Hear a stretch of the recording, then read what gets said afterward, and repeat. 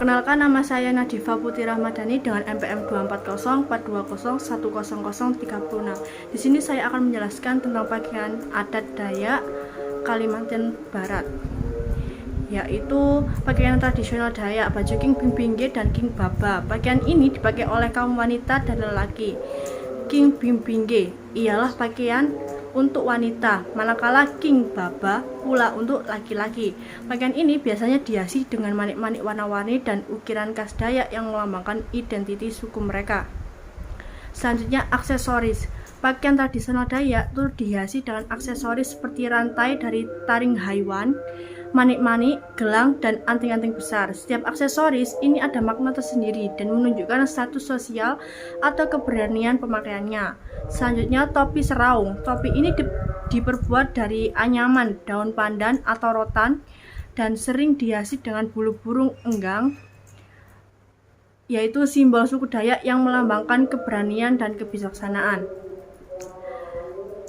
Seluar dan kain renda. Kaum laki-laki biasanya pakai seluar pendek yang dihiasi dengan corak etnik, manakala kaum wanita pula pakai kain renda atau kain sarung bermotif khas Dayak.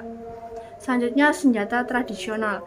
Pakaian tradisional Dayak sering dilengkapi dengan senjata seperti mandau atau sejenis parang yang melambangkan keberanian serta kegagahan suku Dayak dalam mempertahankan diri dan kaum mereka.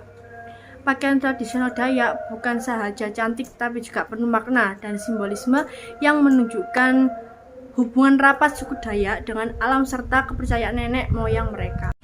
Halo kita semua, apa kabar? Nama saya Fahyadika Aurelia, NPM 24042010034, kelompok budaya Kalimantan Barat. Di sini saya akan cerita makanan-makanan khas Kalimantan Barat. Meskipun saya udah asli orang sini, tapi lewat kesempatan ini saya bakal coba berbagi cerita tentang kuliner-kuliner lezat yang jadi kebanggaan daerah Kalimantan Barat.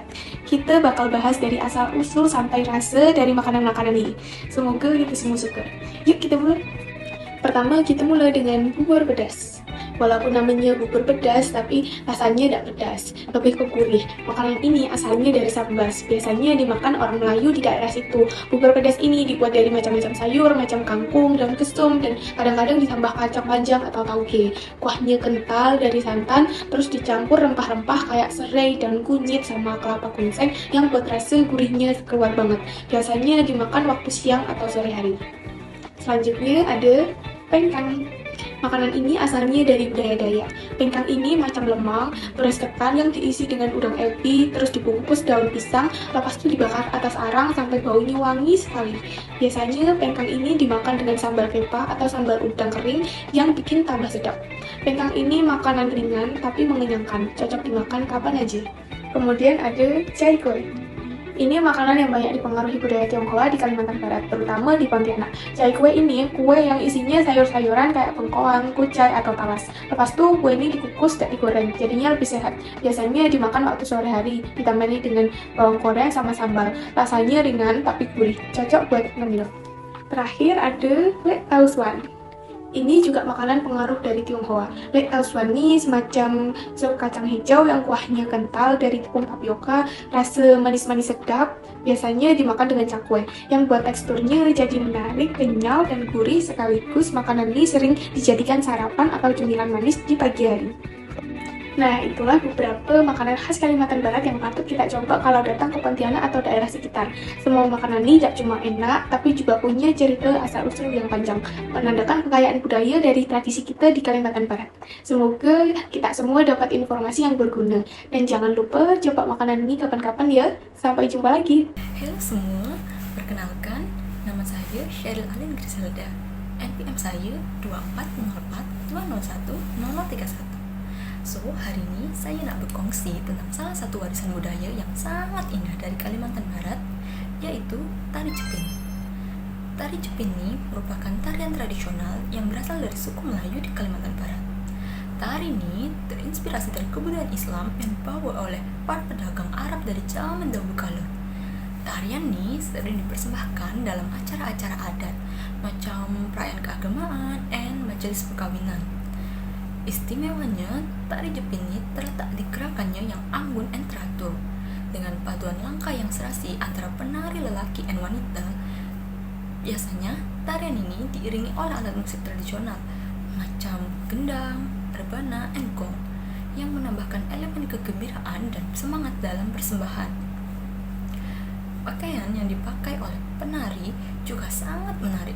Penari lelaki biasanya memakai baju kurung dengan songkok di kepala, sementara penari wanita mengenakan baju kebaya yang dihiasi kain songket, menambah kecantikan dan kesopanan dalam setiap gerak tari. Dalam setiap langkah tari jepin, kita dapat melihat kehalusan budaya Melayu yang penuh dengan adab dan budi pekerti. Ia bukan hanya sekedar hiburan, tetapi juga cara untuk mengekspresikan rasa syukur kepada Tuhan dan menunjukkan kebersamaan dalam masyarakat.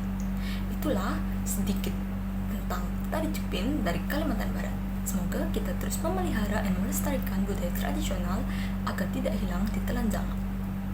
Halo, perkenalkan nama saya Farelina Pramesti Nadia Cayani dengan NPM 240420100040.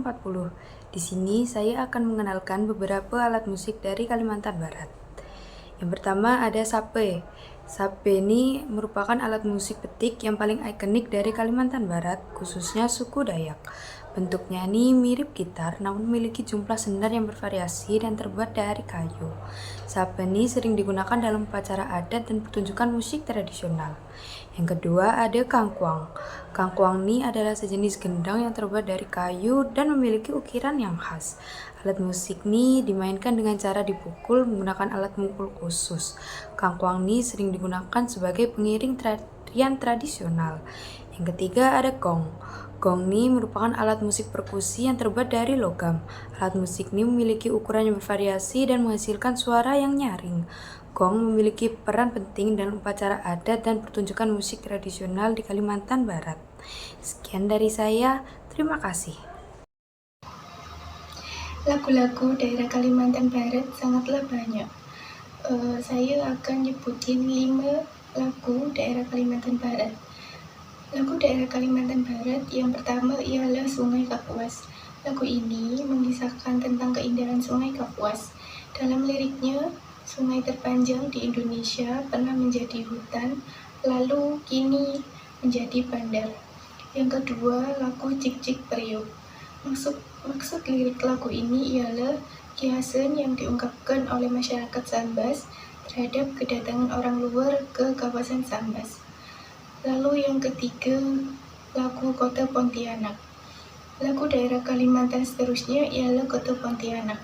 Seperti tajuknya, lagu ini menceritakan tentang keindahan dan ciri-ciri Kota Pontianak, ibu kota Provinsi Kalimantan Barat. Selain itu, lagu ini turut memuatkan message agar generasi muda terus mengekalkan keindahan Kota Pontianak. Lalu yang keempat, lagu Cauncang. Lagu ini mengisahkan keadaan sosial masyarakat Sambas pada zaman dahulu. Kisah tentang Cauncang juga mengisahkan tentang seorang remaja wanita yang malu lalu dilamar oleh seorang lelaki. Lalu yang terakhir, lagu Dara Muning. Lagu ini mengisahkan tentang seorang wanita bernama Muning.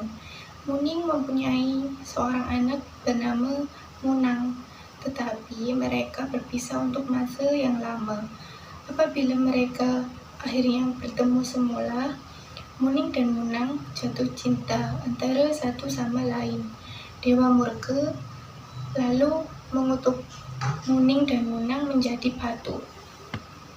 Kisah ini dikenali sebagai legenda Batu Dara Kemuning.